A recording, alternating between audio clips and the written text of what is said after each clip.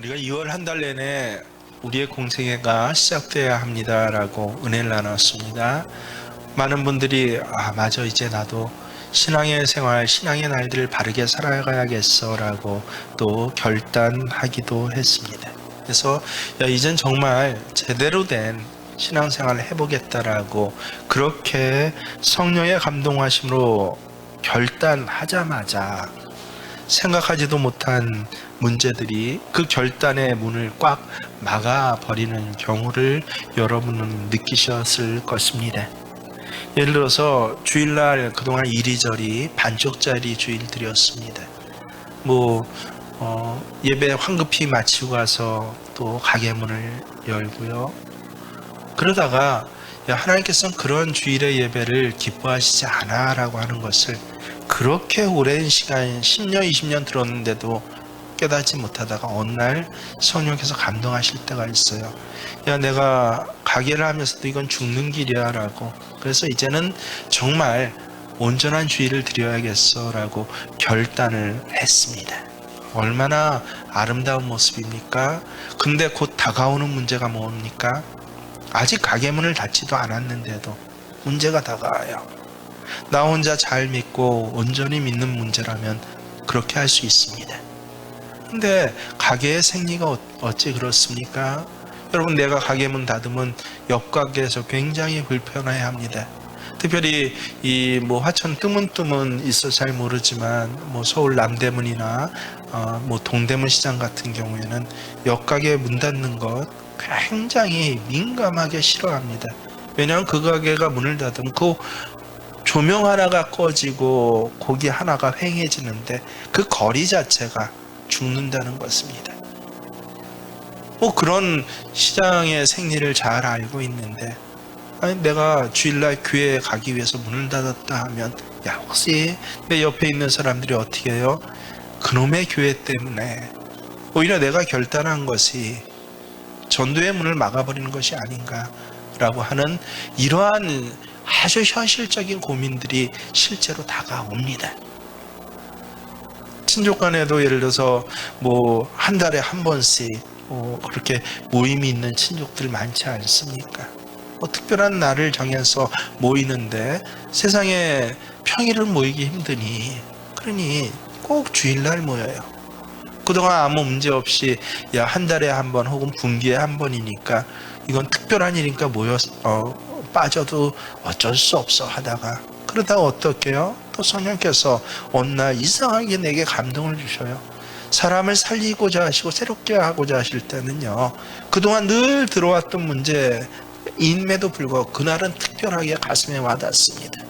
그래서 이제 내가 무슨 일이 있어도 주일날 안 빠지겠어요 하고 대단한 결심을 했어요. 성령의 감동하심이죠. 그래서 막상 한 분기에 그날이 와서 빠지려고 그러니까 또 어떤 생각이 듭니까? 내가 교회 가야 된다고 친족 전체 모임을 안 간다 하면, 그렇지 않아도 우리 친족 가운데 예수 안 믿는 사람이 참 많은데 이게 오히려 덕이 안 되고 이게 오히려 가족의 구원을 막아버리는 길이 아닐까. 거기다 남편이 반대를 한다고 해보세요.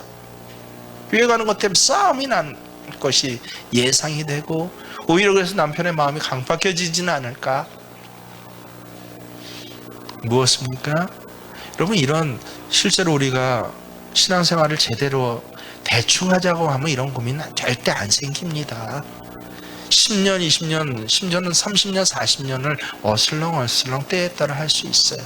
근데 어느 날 성령께서 나를 살리시기 위해서 특별한 감동을 주실 때, 그리고 그 감동을 꼭 붙잡았을 때 다가오는 문제들이 바로 이것입니다. 나 혼자만 신앙생활을 한다라고 한다면 문제될 것이 없습니다. 그냥 죽기 살기로 내가 지키면 되는데, 근데 내가 만약에 이렇게 했을 때 그 다음은 어떻게 해요? 아주 현실적인 고민입니다. 그저 나 한 사람의 게으름 떨쳐버리고 나 한 사람 제대로 그렇게 마음 먹는 일이라면 얼마든지 하겠지만 우리가 혼자 사는 존재가 아니지 않습니까? 때문에 관계적인 문제들, 사회적인 윤리적인 문제들이 반드시 우리에게 이제는 정말 큰 큰 망치와 같은 문제로 다가오게 됩니다. 그럴 때 여러분, 이런 고민들은요, 굉장히 당연한 고민입니다. 오히려 고민해야 할 문제입니다. 만약에 이런 고민 없이 그저 나 한 사람 이게 최고야 라고 살아간다라고 한다면 그 사람은요, 오히려 하나님의 사람 아닐 가능성이 많습니다. 뭔가 문제가 있는 신앙이에요. 오늘 본문의 말씀은 이런 고민에 빠져 있는 우리에게, 우리의 신앙의 선배들이 일찍이 나와 똑같은 문제를 겪어왔구나, 이걸 이렇게 생명의 길로 열어갔구나 라고 해주시는 것을 말씀해 주시는 참으로 현실적이고 귀한 본문입니다. 이웃들과 경조사의 문제보다 주일날 가게 문 닫는 것보다 훨씬 더 풀기 힘든 숙제를 부여받았던 사람이 바로 아브라함입니다. 오늘 11절의 말씀 우리가 안 읽었는데 함께 읽어봅니다. 시작. 아브라함이 그 아들을 위하여 그 일이 깊이 근심이 되었더니. 이게 무슨 말입니까? 여러분, 성경 상식이 좀이라도 있는 분들은 이 이야기의 배경을 명확하게 압니다. 아브라함과 사라가 90이 넘도록 아이가 없으니까 경수가 끊어지고 이제 도저히 아이를 가질 상황이 안 되니까 어쩔 수 없이 사라 아내가 막 아브라함을 들볶습니다. 아니, 하나님이 자식을 주신다고 그랬는데 당신이 왜 그래 해도 말을 안 들어요. 여자 한번 딱 마음을 먹으면 남자들이 정말 이기기 힘들더라고요. 그래서 내 몸종 하갈을 통해서라도 당신한테 처벌을 줄 테니까 하갈을 통해서라도 자식을 낳아야 이 가문을 이어가지. 아마 하나님께서 주시겠다고 하는 아들이 그 하갈을 통해 주시는 걸지도 몰라. 아브라함은 어쩔 수 없이 지는 척, 또 자신도 믿음이 흔들렸던 것 같아요. 그래서 하갈을 첩으로 맞이해서 동침해서 아들 이스마엘을 낳았습니다. 그게 벌써 몇 년 전이에요? 10년 전이에요. 근데 아브라함이 100세가 될 때 하나님이 또 찾아와서 아니, 네 태에서 난 자식이라야 믿음의 자식이고 바로 이 아들이 내가 주는 아들이야 라고 말씀하셔서 드디어 참 놀랍게도 100세가 넘어서 아들을 낳았는데 그 아들 이름이 이삭입니다.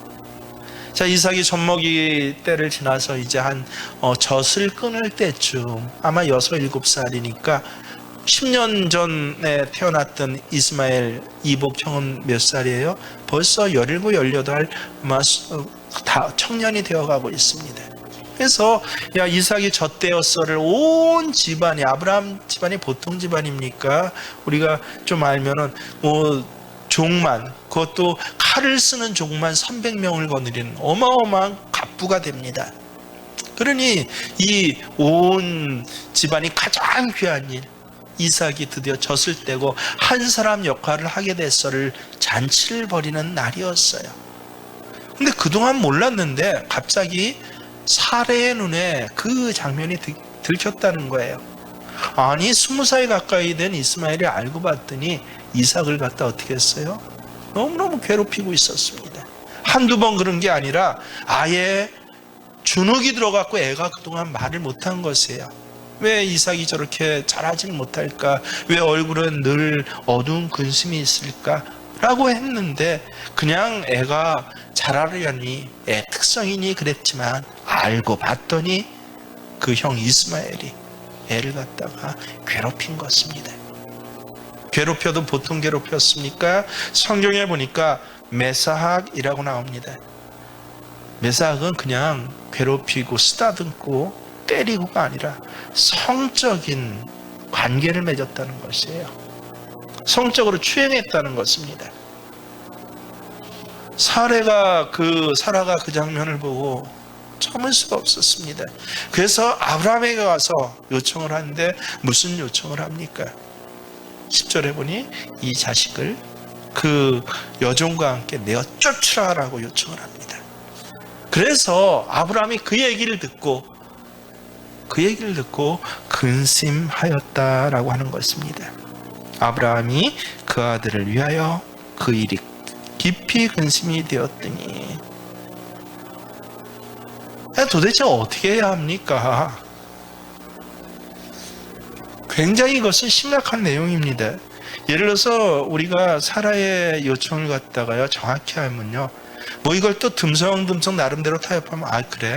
야, 그 정도까지 문제가 있으면 안 되지. 그러면 첩하고 이 이스마엘을 재산을 좀 띄워줘 갖고 다른 동네에 가서 또 일가를 이뤄서 살게 하면 되지라고, 이런 식으로 아브라함은 생각할 수도 있었던 것 같아요. 적어도 그 정도는 해줘야죠. 그런데 사라가 요청한 것은 그게 아니에요. 여러분 다시 한번 10절의 말씀을 우리가 한 글자 한 글자 정독해서 읽습니다. 그가 아브라함에게 이르되 이 여종과 그 아들을 내쫓으라. 이 종의 아들은 내 아들 이삭과 함께 기업을 얻지 못하리라 하므로. 사라의 요청을 우리말 뜻은 잘 모르는데 원어 성경에 보면 정확히 나옵니다. 내쫓으라라는 것은 벌거벗어서 내쫓으라는 것입니다. 또 함께 등장하는 기업에라는 이 단어가 또 우리는 깊이 생각해야 합니다. 그래서 뭐를 좀 나눠주고 그래도 좀 챙겨서 내쫓으라, 분가시키라는 의미 아니에요. 뭐 그렇게 했으면 별 고민도 안 됐을 텐데. 그래서 아브라함 사라하고 이삭 보고 살다가 심심하면 저 마을 건너편에 한 달에 한 번, 1년에 한두 번 옮겨가서 또 이스마엘도 야 너도 잘 커 하면 되지 않습니까? 아니에요.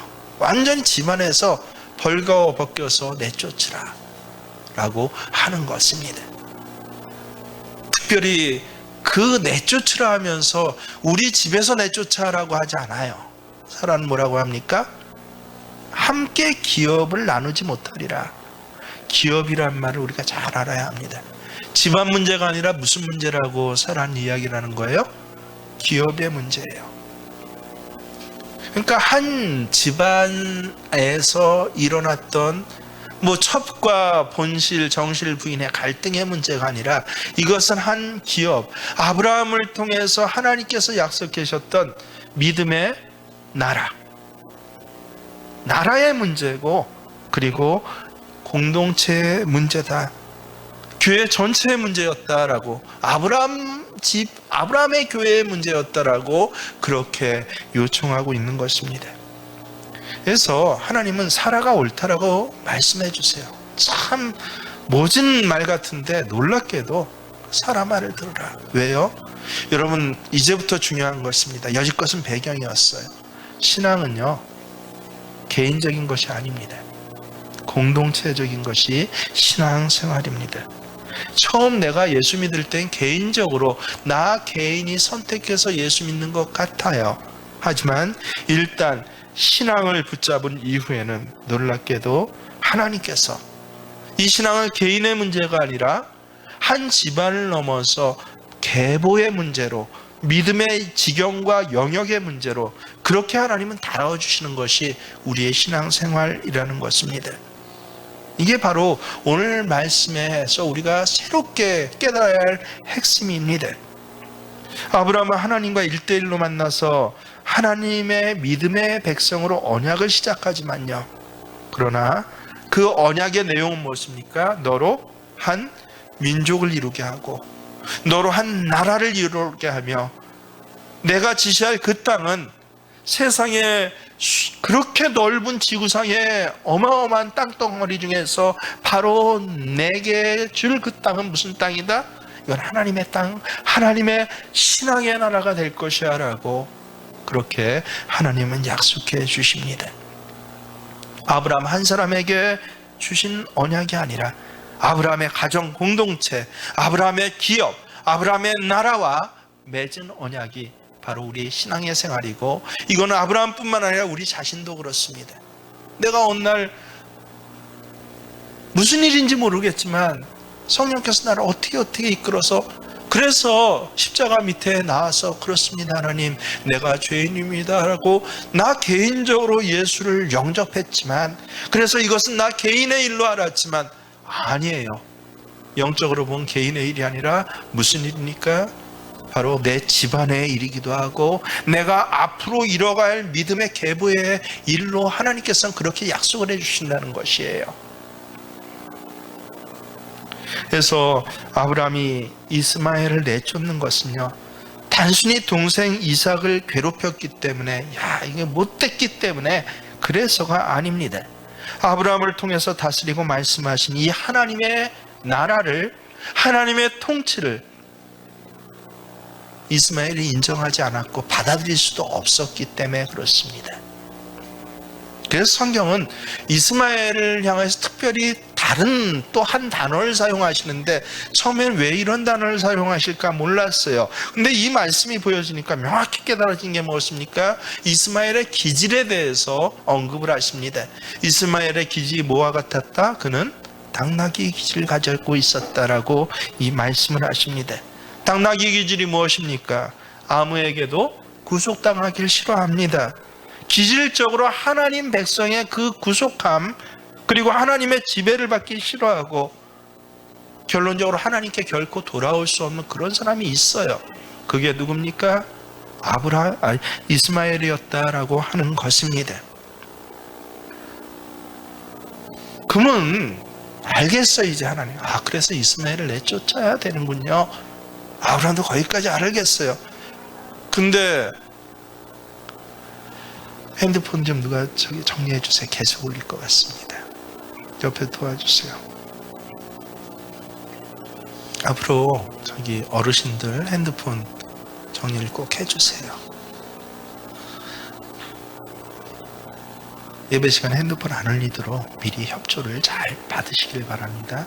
말씀의 맥락을 끊는 것처럼 어마어마한 잘못이 없습니다. 그래서 여러분, 우리가 생각해야 할 것이, 문제는 뭐예요? 그분 내쫓으면 이 이스마엘은 어떻게 될 것인가, 이게 문제예요. 바로 문을 닫으면 그럼 내 이웃들은 어떻게 됩니까? 내가 하나님 신앙으로 이제 제대로 신앙생활을 하겠어 라고 하면 그러면 내 가족은 어떻게 될 것입니까? 이게 바로 오늘 메시지의 포인트입니다. 우리가 늘 사실은 고민하는 문제입니다. 결론부터 말씀드립니다. 무엇입니까? 아브라함의 기업을 세우시고 다스리신 하나님께서 이방 공동체 이스마엘의 영역도 다스리고, 그리고 하나님께서 간섭하신다라는 것이 결론입니다. 아브라함의 집에서 나온 하갈과 이스마엘을, 오늘 본문이 바로 그 내용이에요. 길을 잃고 사막에서 방황을 합니다. 그러다 결국 가지고 있던 물이 다 떨어져서 이제 마침내 생명이 위협받는 너무너무 어려운 처지에 처하게 됩니다. 그때 하나님께서 이들에게 나타나셔서 이들을 살리신다라고 하는 놀라운 간섭하심이 오늘 본문에 기록되어 있습니다. 여러분 15절과 16절을 눈으로 보십시오. 가죽 부대에 물이 떨어진지라 그 자식을 관목덤불 아래에 두고 이르되 아이가 죽는 것을 참아 보지 못하겠다 하고 화살 한바탕 거리에 떨어져 마주 앉아 바라보며 소리내어 우니.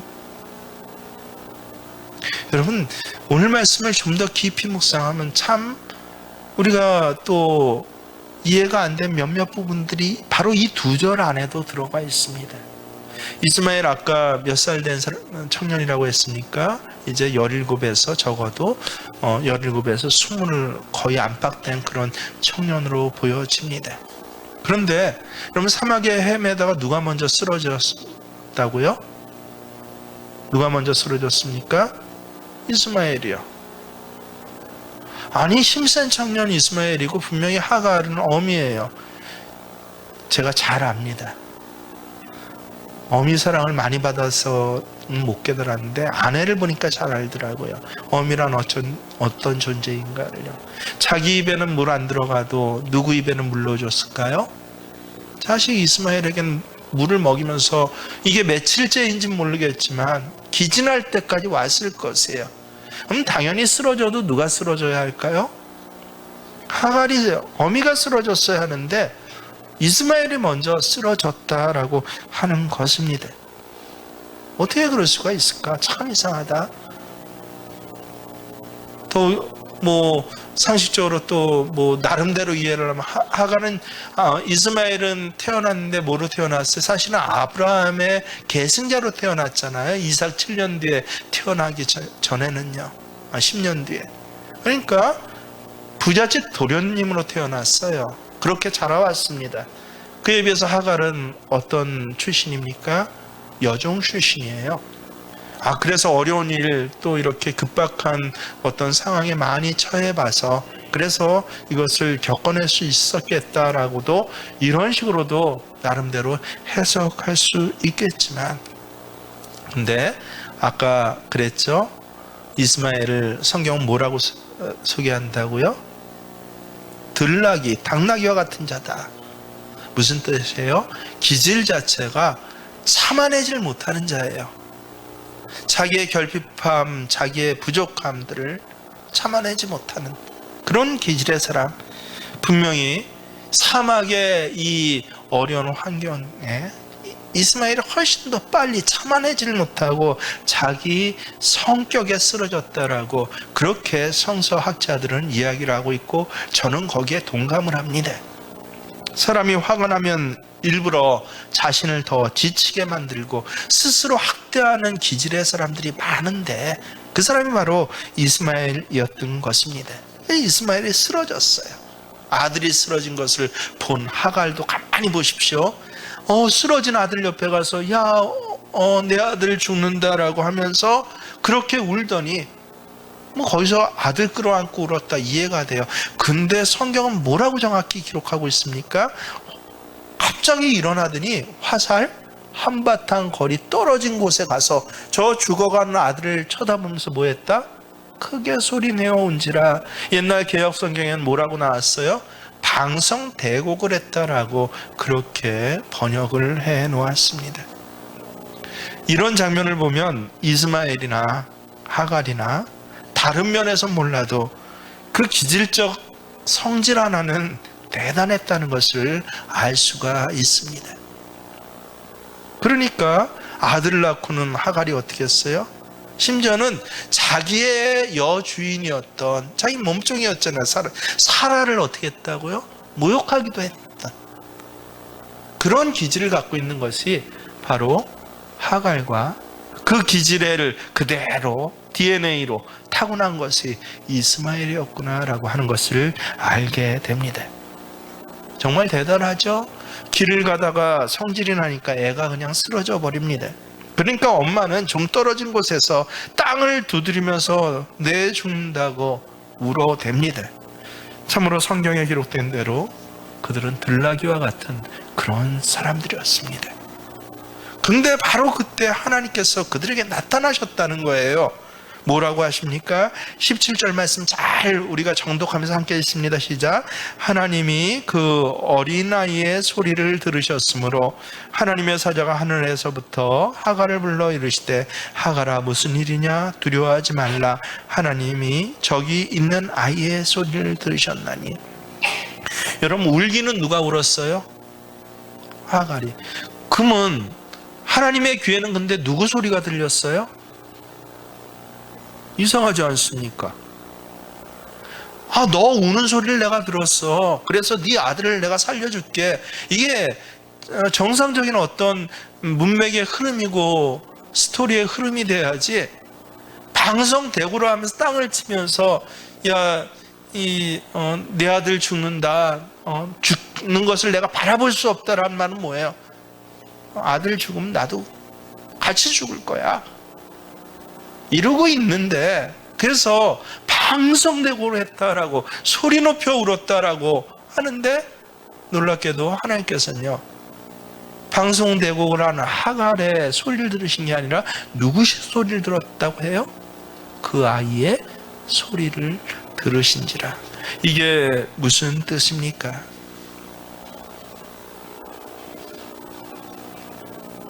여러분, 한 가지는요, 아브라함의 기업 밖에서도 하나님이 계신다는 것을 보여주신 말씀이에요. 이들은 하나님의 말씀을 통치를 거역함으로 아브라함의 교회에서 쫓겨난 자들입니다. 그러나 아브라함의 교회에서 쫓겨났다고 해서 그들 마음대로 살고 싶으면 살고 죽고 싶으면 죽는 것이 아니다라고 하는 것을 우리는 알아야 합니다. 설사 하나님의 공동체에서 나갔다고 하더라도 여전히 하나님은 이 세상을 다스리고 계세요. 거기서 그들의 생명을 주관하시고 지켜주신다라는 아주 정말 기가 막힌 말씀이에요. 지금 이스마엘과 하갈은 어떤 상태에 있습니까? 둘 다 죽으려고 하고 있어요. 이스마엘은 성질이 나서 죽으려고 하고 하갈은 죽어가는 아들을 보면서 나도 죽겠다라고 그렇게 하고 있습니다. 요즘 사람들이 자살을 너무 쉽게 생각하죠. 요새 갑자기 생겨난 게 아니라 바로 이스마엘과 하갈과 같은 기질의 사람들이 갖고 있는 그러한 선택지가 바로 죽음이에요. 어떤 학생들은 성적 제대로 나오지 않으면 죽는다고 합니다. 또 어떤 사람은 가수가 죽으면 나도 따라 죽는다고 해요. 그리고 실제 그렇게 죽어간 사람이 우리나라뿐만 아니라 요새 현상이에요. 20년, 30년 전에 여러분 미국에서 유명한 가수가 죽었으면 따라 죽는 사람들이 얼마나 많았습니까?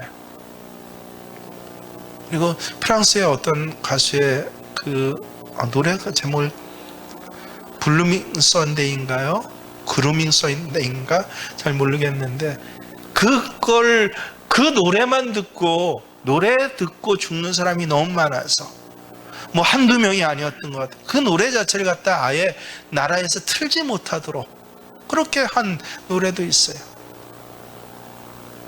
노래 부르면서 죽겠다라고 합니다. 젊은 여자들은 남자가 변심했다고 자살하고자 합니다. 직장에서 쫓겨났다라고 죽겠다라고 합니다. 다 무슨 기질들이에요?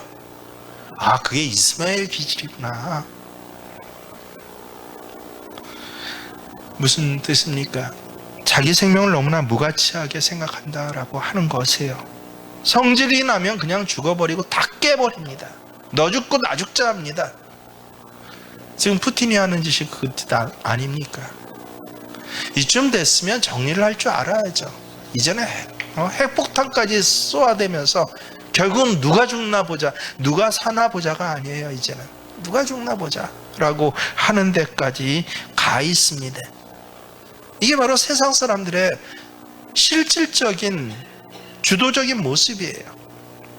하지만 생명은요, 너무도 소중한 것입니다. 설사 안 믿는 사람이라도 아직은 하나님께서 그를 사랑하시고 계십니다. 그렇게 쉽게 죽을 수 없어요. 아무리 무서운 죄를 지었다고 하더라도 그렇게 쉽게 생명을 포기해서는 안 됩니다. 하나님은 하갈의 비명소리를 들은 것이 아니라, 그래서 이 소리 음파로는 하갈의 소리가 들려야 되는데 누구 소리를 들으셨다고요? 그 아이 이스마엘을 들으셨다라고 합니다. 여러분, 이스마엘 이름 뜻이 무엇인지 아십니까?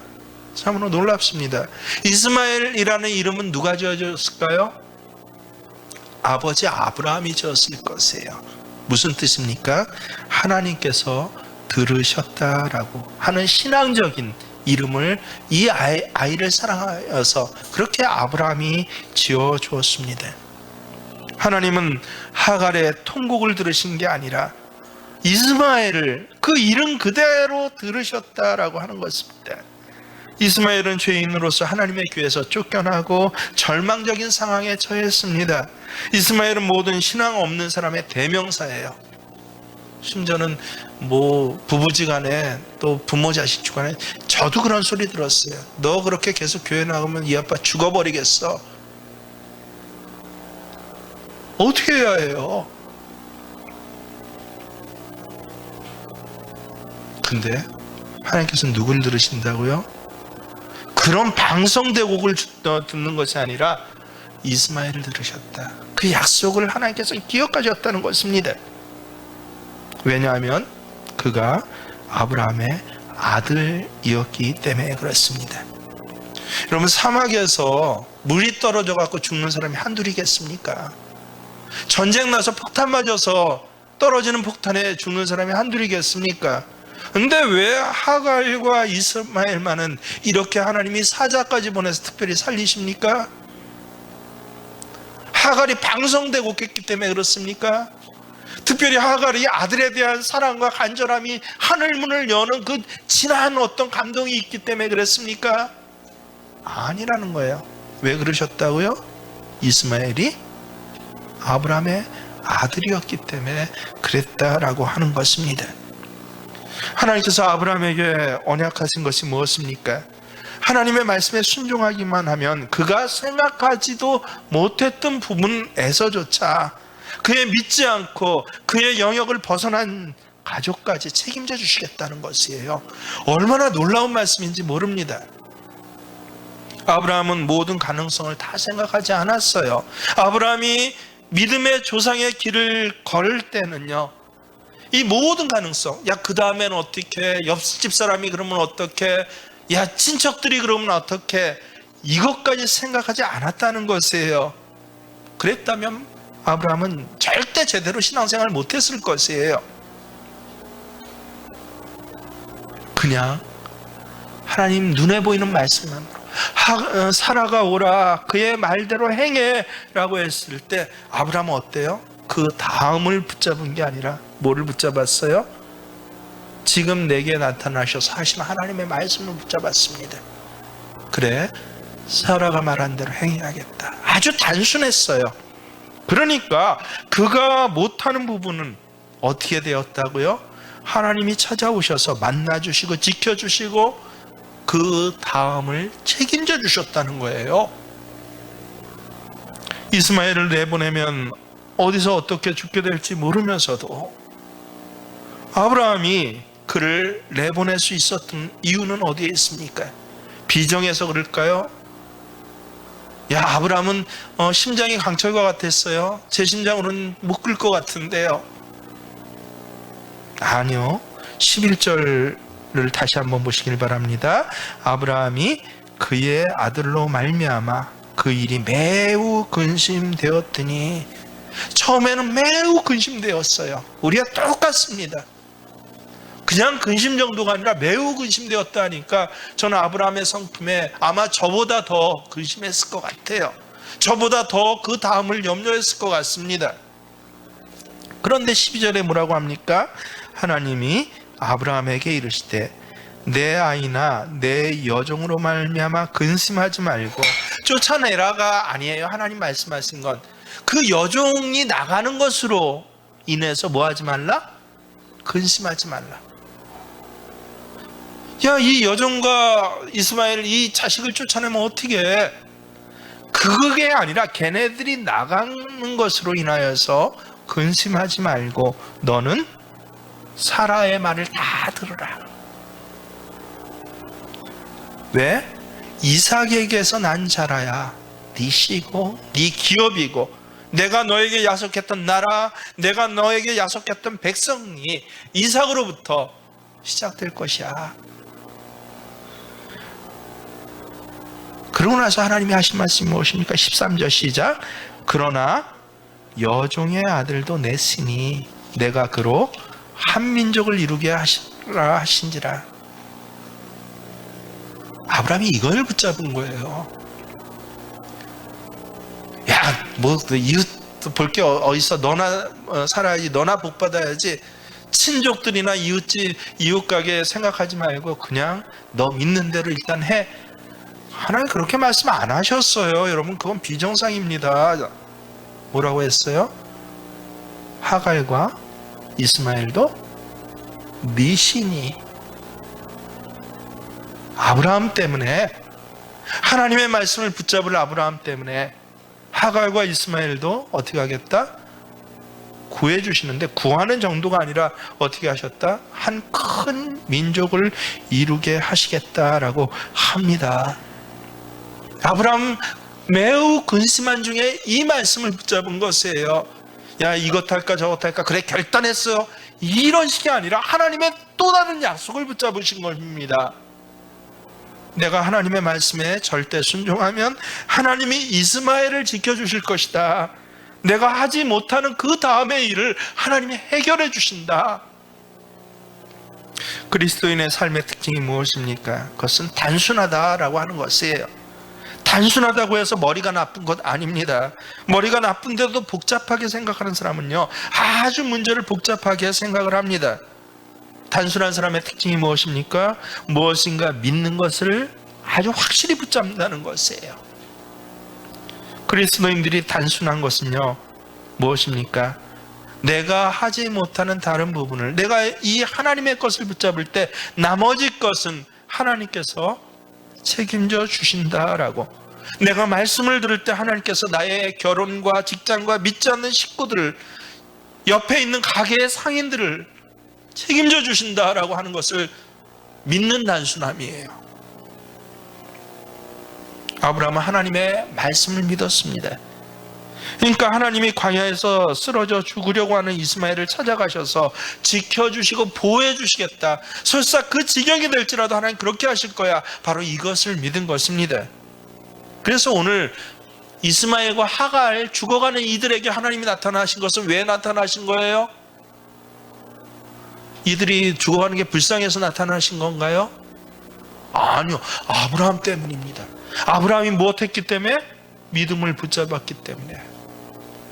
얼마나 놀라운 영적인 눈이 띄어지지 않군요. 사람들 관계에서, 가족 관계에서 이 일이 보여지지가 않아요. 그래서 매일 그 다음 때문에 걱정이 돼갖고 아무것도 하지 못합니다.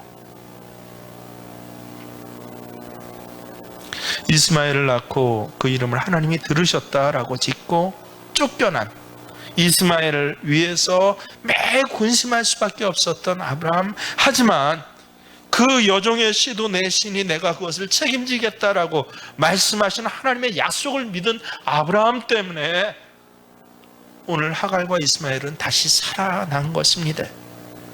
여러분, 그래서 믿지 않는 식구 때문에 신앙생활을 못하겠다라는 거 거짓말이에요. 자기가 자기를 속인 일입니다. 오히려 내가 신앙생활을 제대로 하는 것이 이 믿지 않는 식구를 살린 일이라는 것을 우리는 알아야 합니다. 이제 하나님께서는 하갈에게 특별하게 명령을 내리시는데 뭐라고 하십니까? 18절입니다. 일어나 아이를 일으켜 내 손으로 붙들라. 그가 큰 민족을 이루게 하리라 하시니라. 쓰러져 있는 이스마엘을 이제부터는 하갈 네 손으로 붙들어 일으켜 세우라는 것입니다.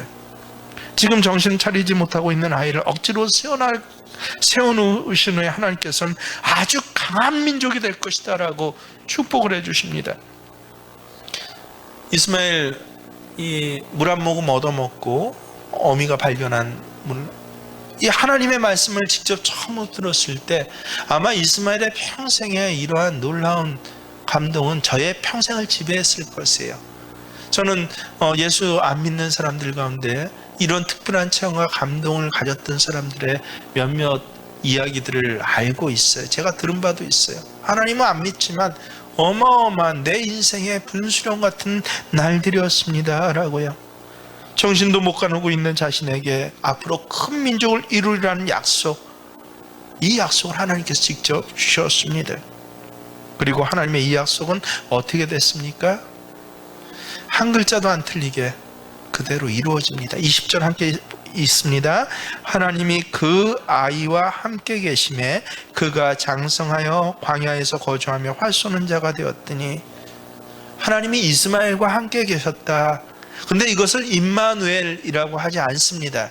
하나님이 우리와 함께 계셨다를 임마누엘이라고 하는데, 하나님이 이삭과 함께 계셨다 하면 임마누엘이라고 해요. 근데 놀랍게 이스마엘과 함께 계셨다 할 땐 임마누엘이라고 하지 않습니다. 이삭과 함께 하시는 하나님의 임마누엘과는 다른 함께 하심이에요.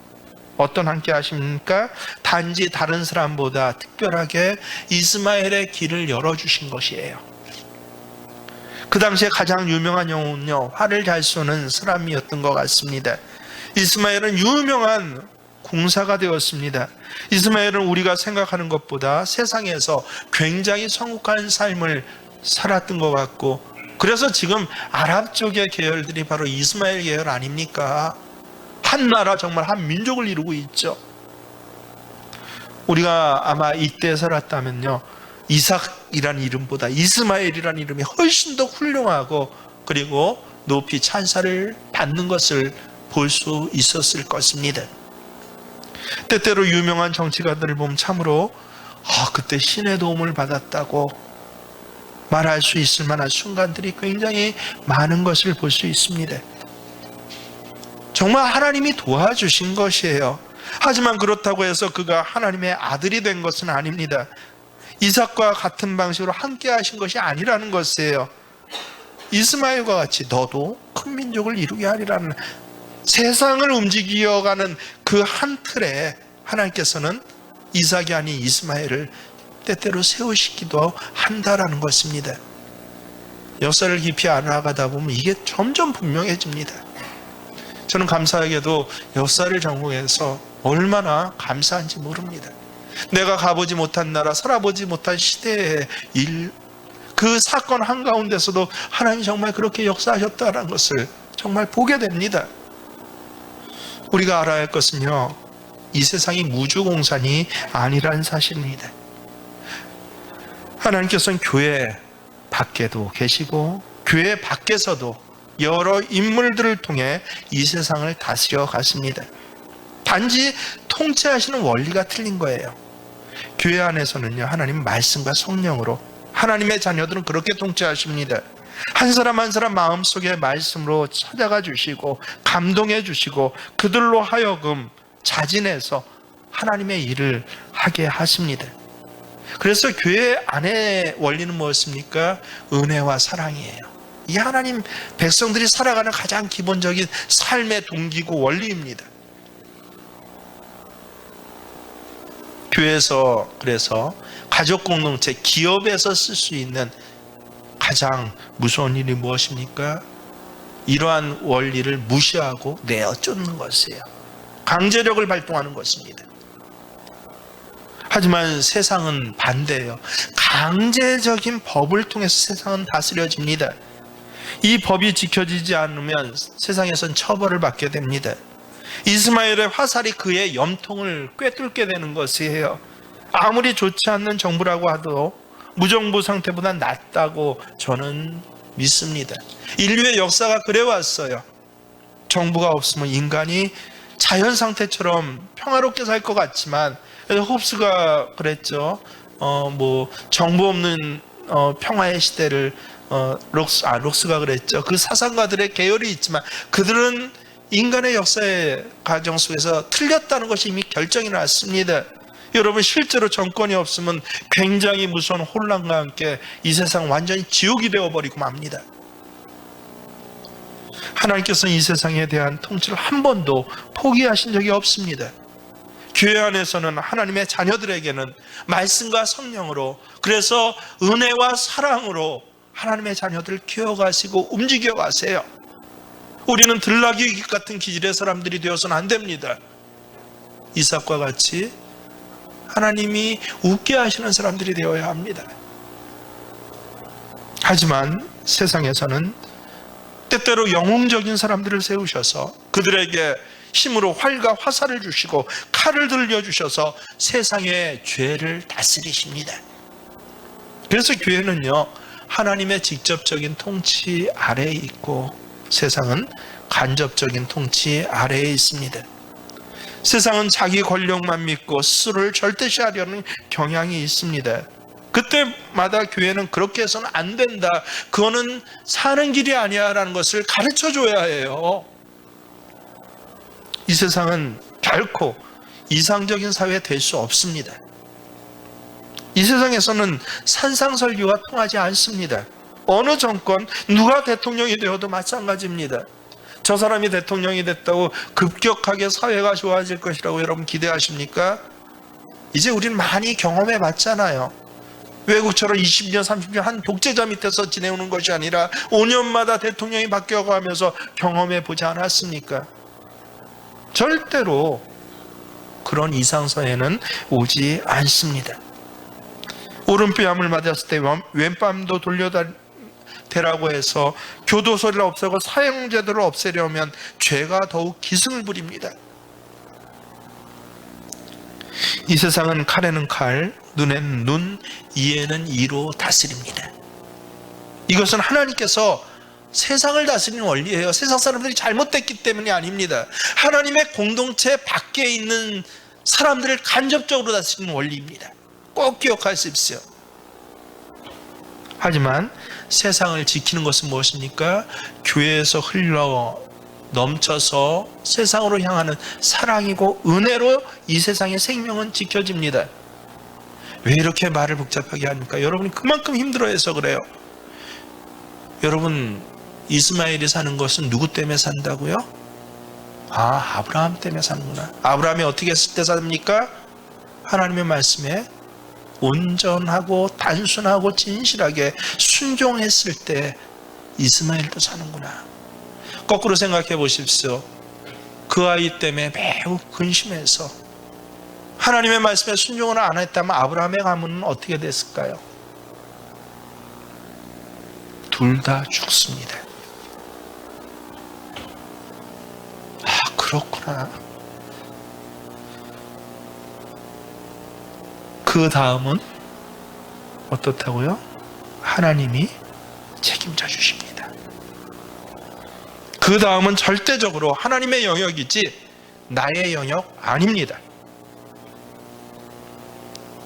구원 그 다음에는 어떻게 되는가 묻는 물음으로 여러분의 신앙의 날들을 채우지 마십시오.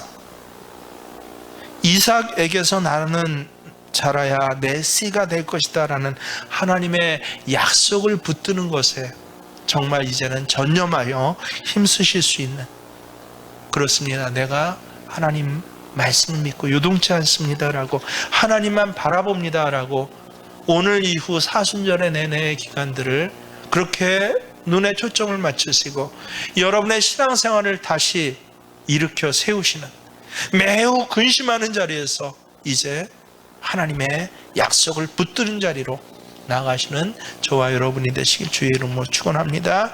그렇습니다. 하나님, 내 영혼이 잠잠히 하나님을 바랍니다. 하나님을 갈망합니다.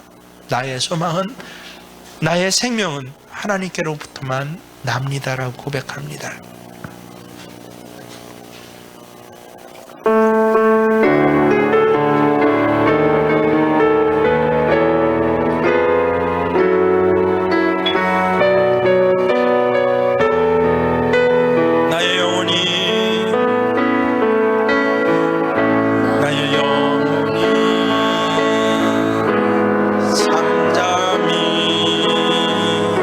하나님만 바라미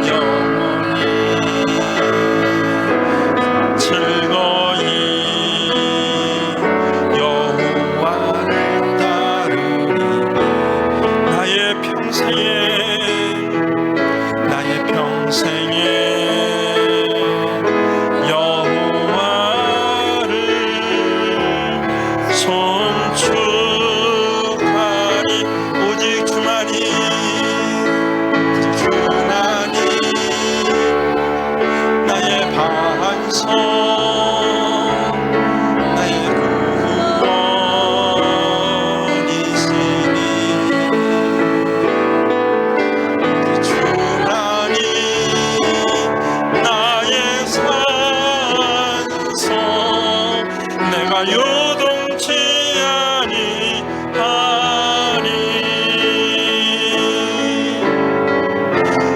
나의 구원 나의 영광 하나님께 있으니 내 힘의 반석과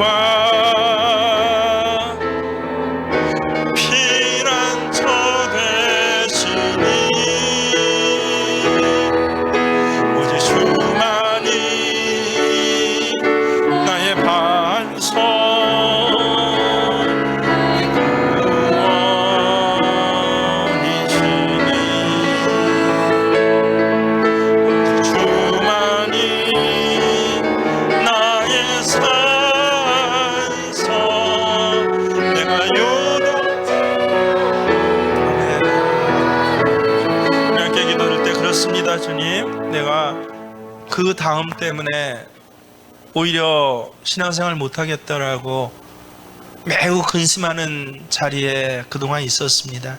이제 오늘 아브라함을 통해서 깨닫게 하셨습니다. 그 다음은 하나님이 책임져 주십니다. 이 놀라운 은혜가 내 믿음이 삶의 자리에 고백되게 하여 주셔서 칼과 활로 다스려지는 인생이 아니라 하나님의 약속과 축복과 사랑으로 그렇게 풍성해지는 내 가문이 되게 하시고 내 기업이 되게 하시고 삶의 터전 되게 하여 주시옵소서. 주의 이름으로 함께 기도합니다. 주여 주여 주여 할렐루야. 하나님을 찬양합니다. 아버지 하나님 감사드립니다. 오늘도 또한 말씀으로 웬일인지 성령께서 감동해 주셔서 그래서 주저하고 고민하던 자리에서 다시 일어나게 하여 주시옵시고 하나님의 말씀을 꼭 붙잡며 그 다음은 하나님 책임져 주십니다라고 고백하게 하신 것 감사를 드리옵나이다.